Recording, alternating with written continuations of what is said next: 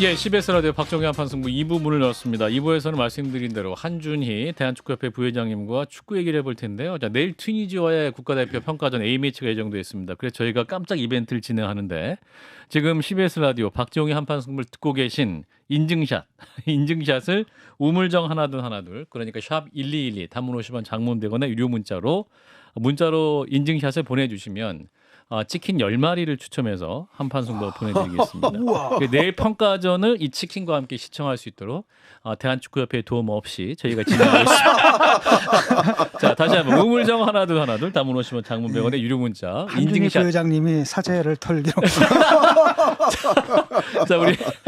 자, 문자 메시지로 보내주시면 저희가 추첨을 통해 10분에게 치킨 쿠폰을 쏘겠습니다. 자, 한준희 대한축구협회 부회장님 어서 오십시오. 네, 안녕하세요. 안녕하세요. 네, 진 교수님, 김수상 인사 안녕하세요. 나눠보겠습니다.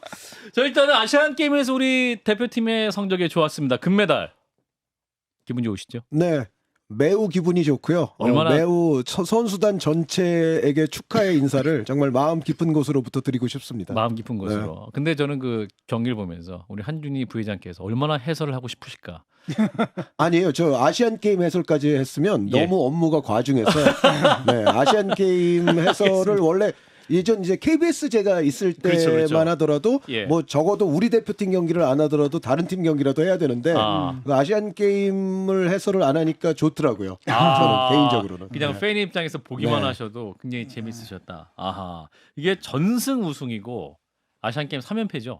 아, 그렇습니다. 3번 연속 우승이 아시안 게임에서는 처음 있는 기록이고 네. 우리가 또 6번째 이번에 금메달이 됐죠. 네. 그렇군요. 보시면서 어떤 게임이 가장 인상 깊으셨어요? 역시 결승전이라고 해야 될 것 같습니다. 일본과의 특히 결승전. 이제 우리가 실점을 이른 시간에 먼저 했었기 때문에 맞아요, 사실 맞아요. 그런 상황이면은 우리가 그 다음에 우리가 준비했던 것을 펼쳐 보이기가 상당히 어려워지는 흐름이 될 수가 있는데 그렇죠. 그래도 우리 선수들이 극복을 잘 해냈습니다. 자, 황선홍 감독 리더십 어떻게 평가하셨습니까? 황선홍 감독이 이번 대회 들어서 예. 정말 전체적인 대회 운영 전략이 굉장히 뛰어났었고요. 특히 이제 이 대회는 사실은 일반 우리 다른 대회들에 비하면 예. 정말 스쿼드 자체도 충분치 않은데 정말로 많은 경기를 짧은 기간 동안에 소화를 하거든요. 그래서 아무리 우리가 이제 다른 팀들에 비해서 전력이 좀 좋다 손 치더라도 예. 결국은 효율적인 로테이션을 얼마나 영리하게 팀이 가동할 수가 있느냐가 포인트가 되는 대회라고 볼 수가 있는데 예. 황선홍 감독이 그거를 너무 이제 충실하게 잘해줬고요. 그리고 예. 경기 중에 우리가 또 선수 교체를 했을 때 효율성이 상당히 높았어요. 그래서 아하. 전반전, 후반전 뭔가 선수를 변화를 시키면서 다른 전략으로 나갔던 것들이 대부분의 경기들에서 성공을 거뒀기 때문에 저는 황선홍 감독에게는 굉장히 성공적인 대회가 됐다고 생각이 됩니다. 뭔가 국가대표 선발전을 보는 기분이었어요. 하나씩 넣어서 한번 입증해봐라 네 능력을. 이게 굉장히 진지하게 치르면서도 그 사이에서 뭔가 선수들을 속아내고 있다는 느낌이 많이 들더라고요. 그 속가내다는 표현 자체가 좀 무시무시한 표현 아닙니까? 냉혹해. 냉혹해. 정치권에 있는 인사라서 그렇습니다. 냉혹해요. 피도 눈물도 없어. 냉혹한 김 소장님. 냉혹한 김 소장님. 들켰네요. 예. 그게 또 이제 우리 미래 축구 유망주들이고 현재 네네. 또 유망주이기도 한데 이강인 선수 이제 활약이 어느 정도일 것이냐 이제 바라봤는데 네. 이제 기대만큼 막 이제 그 이강인 선수가 어떤 그날의 선수다 이렇게 평가될 만큼 컨디션이 좋지는 않았던 것 같아요. 그 어떻게 보셨어요? 정도를 하지는 못했죠. 그러니까 예. 이강인 선수가 사실 경기 내적으로 보면 분명히 다른 선수들이 흉내내지 못하는 동작이나 플레이들이 나오기는 했어요. 그렇죠. 네, 그런데 팔압박. 그런데 그게 지금 박재용 앵커 말씀대로 뭔가 우리의 공격 포인트로 직결되거나 하지 그러니까. 못했었고 예. 또 이강인 선수가 아무래도 파리 생제르맹에서 사실 부상에서 갓 돌아오면서 아시안 게임에 바로 합류가 됐거든요. 그렇죠. 네, 그러다 보니까 황선홍 감독도 아마 이강인 선수를 계속 뭐 무리시키지 않을 생각을 하고 있었던 것 같고 예. 적절한 기용 속에서 뭔가 이강인 선수가 정말 자신이 주도적으로 팀 전체를 끌어올렸다라고까지 말할 수는 없지만 어찌됐건 이강인 선수가 현재 처했던 상황에 비추어서는 그 정도면 됐다라고 저는 평가하고 싶습니다. 그 정도면 충분했다. 자, 득점왕을 차지했던 정우영 선수 사실은 물론 훌륭한 선수이긴 한데 이 정도로 잘할 것이다라고 많은 분 예상을 좀 못 하셨는 부분이 있으실 것 같은데 어떻게 보세요? 정우영 선수의 활약. 근데 이제 우리 대표팀의 이번에 강점이 예. 물론 이제 조영욱 선수나 박재용 선수도 훌륭한 스트라이커이기는 예. 하지만 예. 과거에 이제 자카르타 팔렘방 대회와 비교를 해보면 예. 그때는 이제 골을 넣을 수 있는 선수가 무려 황의조, 손흥민의 황희찬, 이승우 같은 선수들이 있었잖아요. 그러네요. 예. 근데 그것에 비하면 우리가 이번에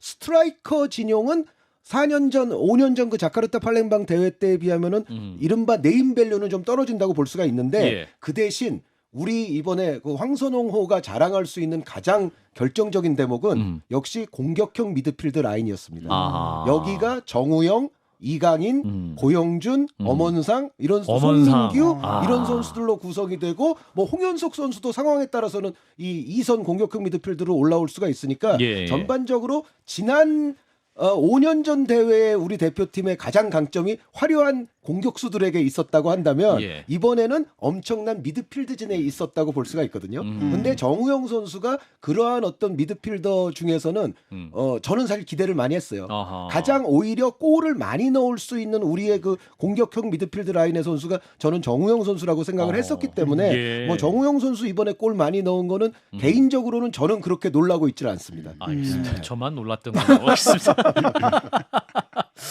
그래도 이게 이제 아무리 잘한다 해도 또 그 변수 또 이제 어떠한 뭐랄까요? 어떤 이게 우승으로 가기까지 어려움이 있었을 것 같은데 어떤 경기가 좀 가장 그러니까 1번전 빼고 네네. 보셨을 때 어떤 경기가 좀 가장 위험했다 혹은 어려웠다. 아무래도 우즈베키스탄전이죠. 너무 강하게 그 부상 선수가 많았어요, 네. 사실은. 그러니까 우즈베키스탄은 이제 뭐라고 말하기 어려울 정도로 굉장히 거친 경기로서 이제 우리를 상대했었고, 예. 근데 우즈베키스탄이 전통적으로 좀 그 캐릭터가 기본적으로 좀 있어요.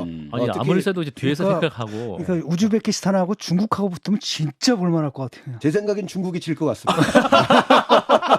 북한이랑 붙으면요? 북한도 만만치 팽팽할 것 않습니다. 같습니다. 네, 팽팽할 것 같습니다. 중국이 오히려 조금 약한 느낌이 들 정도로. 근데 테크니컬하게 상대팀을 괴롭히는 거는 우즈베키스탄이 오히려 가장 상수라고 생각이 들고요. 예. 거기에 이제 중국이나 북한에 비해서는 우즈벡은 선수들 개별적인 능력치도 사실은 더 높은 팀이죠. 그러니까 거칠게 하는데 이 선수들이 심지어 역습 같은 걸 펼칠 때 능력도 있어요. 그러니까 그 연령별 대회에서 우즈벡이 사실은 아시아권에서는 굉장히 강팀이었거든요. 그래서 우즈벡을 넘어선다면 이제 우리가 금빛이 완전히 보이는데 예. 과연 이제 우즈벡전이 어떻게 될 것이냐 했는데 그래도 우리 선수들이 극복을 잘했습니다. 그 중국전도 관심했으면 8강에서 만난 중국 되게 이제 쿵푸 축구하는 거 아니냐 또 많이 걱정을 하셨었는데 사실은 막상 중국전을 해보니까 매너도 괜찮았고 원래 중국이 제일 약할 것 같을까요? 저희가 심판 걱정을 많이 했잖아요. 심판. 시작하기 예, 전까지. 예, 예. 네, 뭐 그것도 별 문제가 없었고. 괜찮았고 후반전은 또 8만 명 모였었는데 굉장히 조용했고. 예. 그렇죠. 그러니까 중국은 오히려 그냥 실력적으로 우리에게 약간 압도당하지 않았나라는 생각이 들어요. 실력적으로. 근데 우즈벡은 뭔가 그 연령별 대회에서 우리를 꺾었던 경험들도 있고 우즈벡은 뭔가 우리와 정말 5대5 승부를 하려고 하니까 호각지세. 네, 아. 더 좀 거친 강하게. 상황을 자신들이 연출을 하지 않았나라는 생각이 있습니다. 네. 아니 중국은 그렇게 많이 투자를 하는데 왜 이렇게 축구를 못하죠? 난 이해가 안 가요. 그 예전에도 한 번이 한판 승부에서 그런 조금 얘기 한번 나왔던 짚었었는데. 얘기긴 하지만 예. 은근히 중국이 축구를 저는 좋아하지 않는 나라가 아니냐라는 생각을 갖고 있습니다. 사실상은 좋아하지 않는다. 네. 왜 그렇습니까? 왜 그렇게 일부만 좋아하는구나 판단하세요? 월드컵 그러니까 팬들. 요번에 아시안 게임 보셨잖아요. 예. 그러니까 중국 더 좋아하는 예를 들어 탁구라든가 뭐 배드민턴이라든가 그러니까 중국은 생활 스포츠로서 더 많은 사람들에게 널리 퍼져 있고 더 많은 사람들이 생활 속에서 관심을 갖고 있는 종목이 저는 축구가 아닌 것 같아요. 그래서 오히려 또 저변도 확대되지 않고 또 네, 선수들의 그리고 층도 생각보다 넓지 않았다. 그렇죠. 그리고 선수들의 어떤 축구 문화 자체도 아직까지는 선진적으로 제대로 정착이 돼 있지 않고. 네. 자, 그래서 이제 이번에 우리가 이제 우승을 했고 이제 이 대표팀이 이제 파리 올림픽 그대로 가는 것이 아니냐. 또 일본 팀 같은 경우는 그 선수들이 또 파리까지 그대로 가고 또 감독도 그대로 간다 이렇게 네. 얘기가 나오고 있지 않습니까? 근데 우리는 선수가 근본적으로 많이 바뀔 수밖에 없습니다. 아, 그래요? 왜 그러냐면은 네. 우리는 이번 아시안 게임에 참여한 선수들이 레귤러 연령이 다 1999년생들이었어요. 아. 1999년생에다가 뭐 일부 뭐 2000년, 2001년생들도 있습니다만 99년생이 주축에다가 아하. 여기에 이제 이른바 초과 연령 선수 와일드카드 선수가 또 3명이 있었으니까 뭐 97년생 뭐 96년생들도 있었거든요. 예. 그런데 내년 파리 올림픽의 연령 레귤러 연령은 2001년생부터 가능합니다. 아. 네, 2001년생, 2년생, 뭐 3년생 이제 이렇게 되기 때문에 예. 이미 요번에 아시안 게임을 뛰었던 우리의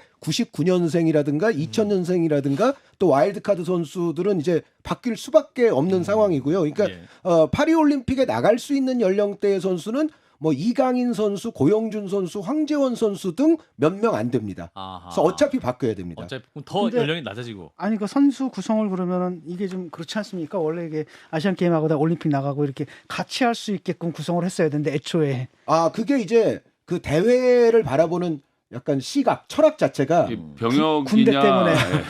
네, 이제 일본은 사실 그렇게 해서 빌드업을 해가는 과정인 그렇죠. 거죠. 일본뿐만 아니라 이제 내년 4월에 예. 23세 이하 AFC 아시안컵이 열리게 돼 아시안컵. 있거든요. 근데 예, 예. 요 대회가 사실은 엄청나게 중요한 게 여기서 3등 안에 들어야 파리 올림픽 본선 직행 티켓을 얻게 되고요. 아하. 만약에 4등을 하게 되면 아프리카 팀과 플레이오프를 거쳐서 거기서 이제 한 팀을 골라내서 또 올라가게 돼 있어요. 그래서 아시아의 파리 올림픽 티켓이 지금 3.5장이 있는데 예. 그 티켓을 결정하는 대회가 내년 4월에 벌어질 23세 이하 아시안컵입니다. 아시안컵. 네, 그런데 이제 그 지금 말씀하신 것처럼 그 23세 이하 아시안컵 톱시드에 지금 4팀이 올라가 있거든요. 일본, 뭐 개최국 카타르, 우즈베키스탄, 그리고 사우디아라비아 이렇게 있는데 예. 요 4팀이 보면은 하나같이 2001년생 선수들로 이번 아시안 게임을 뛰었어요. 아하. 그러니까 1999년생 선수들로 뛸 수 있는 대회임에도 불구하고 올림픽 대항에서. 네, 그 아시안컵의 아시안컵을 톱시드 네 겨냥해서. 나라는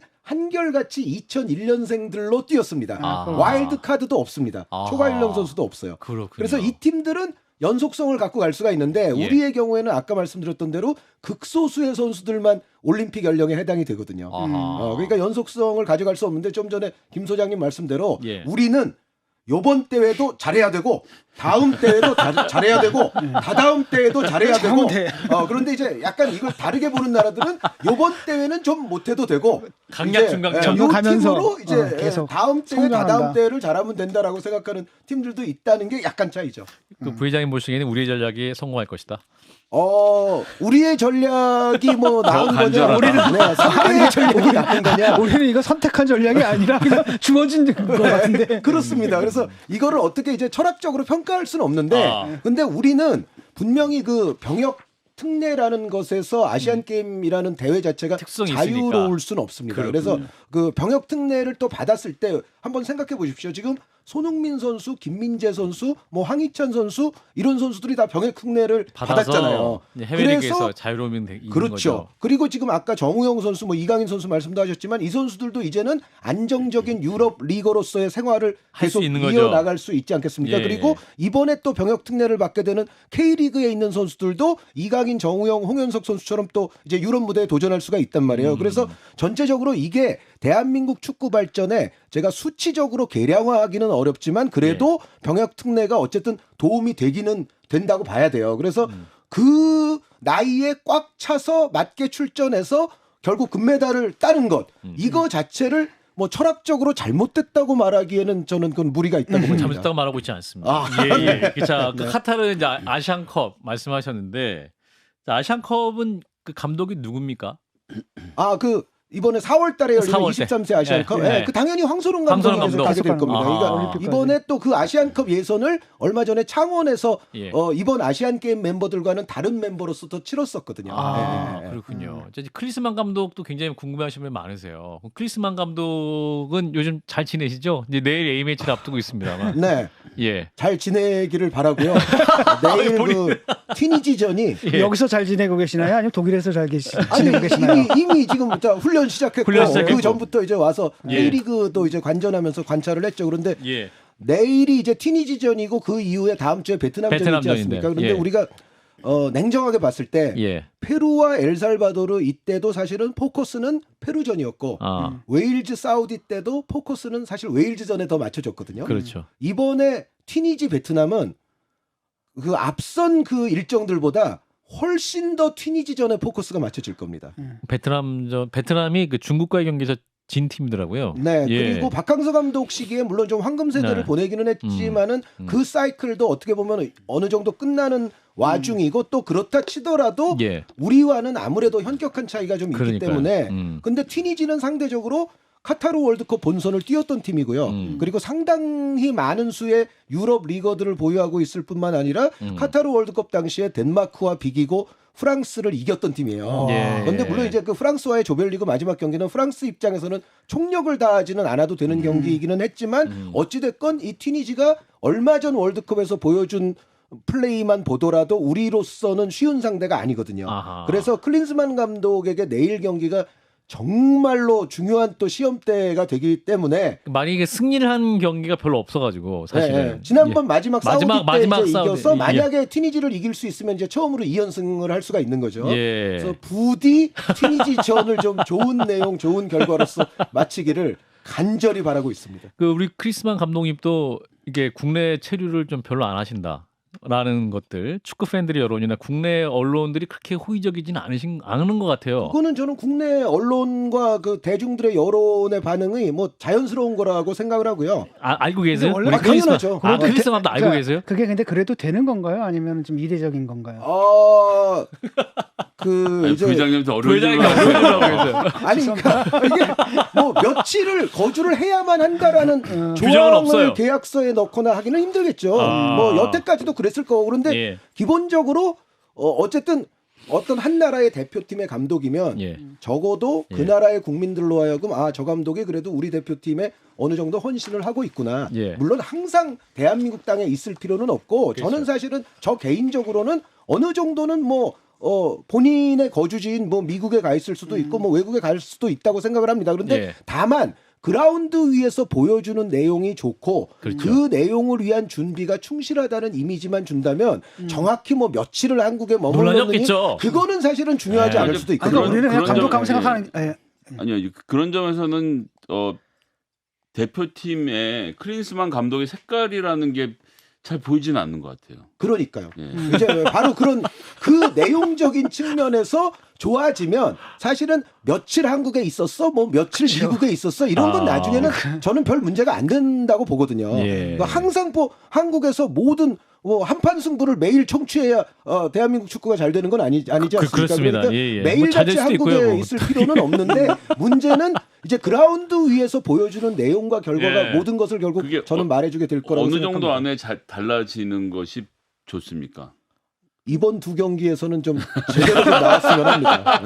네. 왜냐하면 11월 달부터 A매치는 아무리 아시아권이기는 하더라도 예. 이게 또 월드컵 지역 예선이에요. 아. 네. 그때 뭐 이제 첫 번째 경기는 그렇다 치더라도 중국 원정을 또 우리가 가고 그래야 되는데 그렇구나. 물론 이제 우리가 더 강한 전력이기는 하지만 월드컵 지역 예선은 함부로 생각할 수가 없는 거 아닙니까? 그렇다면은 어느 정도의 경기력과 스타일이 이번 10월 A매치 주간에는 좀 나올 필요가 있다고 생각이 듭니다. 예. 근데 딱 보시기에 그래도 이게 좀 실현되지는 않아서 그렇지만 나름대로 클린스만 호가 추구하는 어떤 방향이나 뭐 이런 것들이 그래도 보이긴 하나요?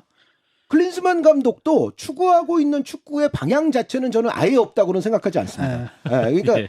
분명히 본인이 있겠죠. 예. 아예 추구하는 없진 스타일은 있고 그것이 어떻게 보면 또 현대적인 축구에 조금 맞는 방향일 수도 있어요. 그런데 예. 문제는 예. 그 추구하고 있는 방향만 있다는 것으로 어느 분야든 마찬가지겠지만 그 말 한마디로 모든 것이 다 해결되지는 않고 결과를 보여줘야 됩니다. 현실에서 실현이 디테일이 있게 그게 구현이 될 수 있느냐 없느냐가 결국은 중요한 거거든요. 예, 예. 제가 봤을 때는 여태까지 그 디테일이나 구현성 면에서는 분명히 부족한 부분들이 꽤 있기 때문에 부회장님도 팔짱 끼고 말씀하시는데요. 저는 한발 떨어져서. 양심껏 네. 얘기를 양심껏. 합니다. 야. 저의 직위와 뭐 이런 건 저는 신경 쓰지 않습니다. 예, 네. 뭘 또 해설위원 워낙 잘하시니 가시면 되니까. 자, 손흥민 선수 이제 A 매치 또 참여하게 되는데 사실 지금 현재 토트넘에서 몸이 완벽하지 않아가지고 전후반 90분을 뛰지 않고 한 75분 정도 뛰고 또 그 감독이 교체해주고 이런 상황이어서 요즘 토트넘이 너무 잘 나가니까 네. 이게 이제 튀니지나 베트남과의 경기에서는 90분 소화 안 해도 될 것 같은데 이렇게 팬들이 그렇게 걱정을 하고 계세요, 사실은. 그 팬분들의 그 걱정에도 분명히 일리가 있고요. 예, 예. 다만 이제 손흥민 선수 본인이 이번에도 뭐 그렇고 항상 얘기하지만 국가대표에 뽑혀서 자신이 그라운드를 뛰는 것 자체가 엄청난 특권이고 자기는 영광이다. 정말 사명감 언제나, 있는 분이어서. 어떠한 상황에서도 최선을 다하겠다는 얘기를 이제 본인이 하고 있는데 이제 그럼에도 불구하고 지금 박재용 앵커 말씀이 맞습니다. 그러니까 소속팀에서도 지금 90분을 뛰게 하지를 않거든요. 그렇죠. 그러니까 사타구니 쪽에 약간 좀 불편함이 아하. 있는 것 같고 그런데 그럼에도 불구하고 지금 토트넘에서 엄청나게 잘하고 있다는 것이 정말 아주 놀라울 정도로 지금 잘하고 아니 있죠. 토트넘 선수들이 사명감을 갖게 만든 것 같아요. 그러니까 주장으로서의 역할이 굉장히 너무 잘한다. 잘하는. 왜냐하면 지금 무패잖아요. 그렇죠. 예. 예. 그 강팀들을 상대로도 또 손흥민 선수 요즘 골 넣은 경기들이 뭐 번니전 해트트릭 뭐 그렇다 치더라도 이후에 아스날 리버풀을 상대로 정말로 중요한 골들을 터뜨리면서 지금 예. 9월달 4경기에서 6골을 터뜨린 선수가 됐거든요. 아니, 그러니까 처음부터 히샬리송 같은 사람을 뒤로 배치를 했어야 되는데 왜 그걸 스트라이커로 넣었다가 예. 그리고 골 넣는 게 골이 좀 성격이 좀 다른 것 같아요. 옛날 같으면은 막 자기가 막 만들어서 막 넣고 그랬는데 이번에는 그냥 타치 하나 톡 치고 막 들어가는 거라든지 이런 게 딱 보이더라고요. 그러니까 위치나 롤 자체도 진 교수님 축구를 보고 오셨어. 그렇죠. 오늘 인터뷰를 지금 위해서. 독일 축구만 보시는 분이 아니라는 거를 지금 잉글랜드 축구도 보신다는 거를 지금 알 수가 있겠고요. 그 손흥민 선수의 롤 자체가 예. 바뀌었잖아요. 롤 자체가 역할 자체가 바뀌었는데 그 역할에도 지금 너무도 부드럽게 적응을 잘하고 있거든요. 아니 예. 포스토코글루 감독이 보니까 뭐 유럽 리그에서 실적이 길진 않지만 그래도 확실히 팀 컬러를 만들면서 예. 손흥민을 완전 히 대관식을 시켜주려 같은 분위기를 느껴서 그 둘 사이에 좋더라고요. 그 궁합이 너무 좋은 것 같죠. 그게 잘 그리고 맞아요. 포스테코글루 감독이 비록 뭐 빅리그 커리어가 없었다고 하지만 예. 저는 항상 주장하는 것 중에 하나가 왕우장상의 씨가 따로 있는 게 아니다. 그러니까 뭐 조세 무리뉴 감독은 처음부터 빅리그 감독이었겠습니까? 그러네요. 네, 빅리그 감독이 아니었다가 빅리그 감독이 되는 사람들이 오히려 잘한다. 명장이 되는 사람들도 꽤 많기 때문에 아하. 포스테코글루 감독의 지금 전체적인 행보는 매우 어떤 축구판 전체를 봤을 때도 아주 바람직한 지금 롤 모델이라고 저는 생각을 합니다. 예, 명장의 길로 가고 있다. 네. 뭐 이적설도 나오는데 이제 뭐 이적설은 이제 물 건너간 거. 왜냐하면 그 토트넘에서 너무 잘하고 있는데 안 보내줄 것 같아요. 예, 안 보내줄 것 같기도 하고 본인도 가고 싶지 않을 것 같고. 저도 그럴 것 같습니다. 왜냐하면 케인이 빠진 다음에 걱정 많이 하지 않습니까? 근데 뭐 그 빈자리를 다 채우고 오히려 더 잘하는 것 같거든요. 그 케인 선수 목까지 손흥민 선수를 비롯해서 뭐 메디슨 선수 등등이 어떻게 보면 케인 선수 몫을 여럿이 좀 분담을 하면서 케인이 나간 표가 전혀 안 나고 오히려 포스테코글루 감독의 긍정적인 전술에 의해서 팀이 오히려 더 앞으로 살아나고 나가고 있다. 있거든요. 그래서 케인 선수가 오히려 지금 토트넘을 바라보면서 어떤 이제 생각을 할지가 좀 궁금해질 정도로 1인에 좀 나오는데 뭐 아니 이런 내가 거. 좀 빠지면 저기가 좀 이렇게 좀 이래야지. 그럴 정도로 지금 손흥민 선수와 토트넘의 행보는 좋고 아. 손흥민 선수가 그렇지 않아도 토트넘에서 아주 행복했던 사나이인데 예. 이제 지금 진 교수님 말씀대로 주장에다가 정말 이제 팀의 전술적 핵심에다가 그러니까. 케인의 목도 지금 부분적으로 다 엄청나게 잘 소화를 하고 있는 데다가 이런 페이스 이런 추세면 손흥민 선수가 굳이 딴 곳으로 가려고 가려고 할까는 매우 의문이 있습니다. 케인 하나. 빠지고 네. 이제 메디슨 또 우리 크루셉스키 이렇게 두 사람이 엄청 도와줘갖고 네. 김성현 선생님 정치 안 하고 축구 열심히 보시는 것 같아요. 자, 황희찬 선수도 그런데 지금 EPL에서 득점 4위예요. 네네네. 손흥민이 2위고 네네네. 우리 황소는 어떻게 또 이렇게 폼이 올라왔어요? 황희찬 선수가요. 그러니까 일단 지금 슈팅 대비 결정을 짓는 비율이 매우 좋아졌거든요. 그렇죠. 네, 그러니까 마지막 슈팅 시에 뭔가 예전에 그 좀 나타났던 그러니까 황희찬 투박함. 선수 그렇죠. 황희찬 선수에게 우리가 조금 약간 그 2% 아쉬워했던 것이 그러니까. 마지막 순간에 조금 이제 성급한 듯한 그런 모션이 많고 그렇죠. 예, 뭔가 조금 마지막 마무리 슈팅이 좀 불안정한 그런 것들이 많았는데 예. 올 시즌에 보면 위치 선정도 매우 좋을 뿐만 아니라 아하. 실제로 마지막 슈팅의 어떤 침착성이나 이런 자신감 같은 것이 예. 이전보다는 확연히 좋아진 것처럼 보이고 게다가 또 이제 반대편에서 그 네투라는 네투 선수가 선수가. 있는데 이 선수가 워낙에 반대편 사이드를 파괴를 잘해줘요. 아하. 네, 그러면은 황희찬 선수가 항상 네투 선수의 크로스가 어디쯤 올 것이다를 잘 예측을 해가지고 아하. 그 공간으로 잘 들어가고 있고 또 하나는 이 옆에 또 쿠냐라는 공격수가 있는데 예. 이 선수가 본인의 결정력이 아주 좋은 편은 아닌데 아하. 그 대신 상당히 이타적이고 기량 자체는 또 꽤 괜찮은 선수예요. 아하. 그래서 네투, 쿠냐, 황희찬 지금은 이 조합도 상당히 황희찬 선수가 올 시즌에는 제대로 잘 만났다라고 생각을 하고 있습니다. 예. 김민재 선수 같은 경우는 좀 미네에 바이에른 미네. 잘 적응하고 있는 건가요? 가끔가다 뭐 아니 이제 실망- 독일 축구를 안 보시나요? 잘하고 있습니다. 우리 선수들 것만 잘 주로 보고 있습니다. 아니 근데 김민재 케인과 선수가 함께. 그 바로 얼마 전에 음. 그 키커라는 독일의 정말 유구한 전통과 역사와 그 수준 높은 그 잡지. 잡지에서 베스트 11에 뽑혔어요. 김민재 선수가. 그 웬만해서는 그 베스트 11 잘 안 뽑아주는 데인데 예. 김민재 선수가 특히 지난 프라이부르크전에서 보여줬던 퍼포먼스는 김민재 선수 바이에른 뮌헨 유니폼 입고 나서 최상의 퍼포먼스가 나왔고요.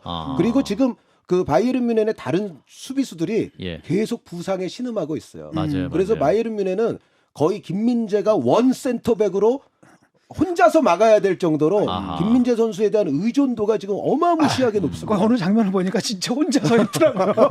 앞에가 있고. 자, 요즘 이강인 네티즌 선수. 분들이 예. 그런 영상을 캡처를 잘해. 맞아. 캡처를 잘해요. 맞아. 자, 한 40초 남았는데. 자, 이강인 선수 그 임대가 좋을까요? 임대설도 나오는데. 이강인 선수가 일단 생제르맹. 아시안 게임에서 많이 빠졌었고요. 아. 그리고 이제 A 매치 때문에 또 빠지죠. 음. 돌아갔을 때 파리 생제르맹에서 남은 기간 동안 어떻게 되느냐를 한번 봐야 될 것 같습니다. 아. 네, 만약에 좋지 않으면 임대가 합리적일 수도 있겠죠. 아하, 네. 그래요. 자, 우리 한준희 부회장님 A 매치 얘기할 때 힘이 없으셨는데 해외 축구 갈 때 그냥 완전히 날아다니셔가지고 해설위원 복귀 빨리 하셔야 될 것 같다는 생각을 해봤습니다. 자, 여기까지 함께해 주신 분 한준희 대한축구협회 부회장님 고맙습니다. 감사합니다. 좋아요, 구독. 알림 설정.